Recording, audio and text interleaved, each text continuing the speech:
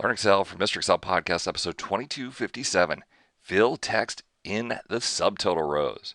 Hey, welcome back to the Mr. Excel Netcast. I'm Bill Jelen. I already covered this one once back in episode 1995, but I was in Oklahoma City, and Kimberly had a faster way to do this. So here's the problem. We have to add subtotals to this data, and you see that this is so typical. Whoever entered the customer sometimes enters the full name, and sometimes just enters, a little abbreviation of the name. But when we add the subtotals, well, that forces us to subtotal by account. Otherwise, I would have subtotal, subtotal, subtotal. All right, so I'm going to add subtotals in, data, subtotals. At each change in account, use the sum function on sales. Looks great until I go to the number 2 view. Then I'm just seeing the account number and no customer information.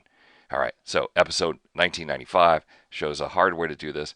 But I was in Oklahoma City, and Kimberly says, hey, look, if you're never going to show this view, if your whole goal is just to get this report printed out, then the fast way to go is to come right here and insert one cell. All right, now there's a lot of shortcuts for this that I've known. Alt, press and release Alt, then H-I-I. So Alt, and then H, and then I, and then I. And then shift cells down is already there, so you just press enter, which is the same as clicking OK. I'm stuck back in Excel 2003, and I still do Alt I, and then E, and then D, and then enter. But thanks to Sarah from row 4 in Omaha, she has a faster way. It's just Control plus, brings up that dialog box. Shift cells down is already there. Press enter, and bam, you're done like that.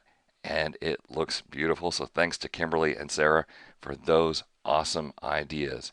And hey, I want to thank you for stopping by. We'll see you next time for another netcast from Mr. Excel.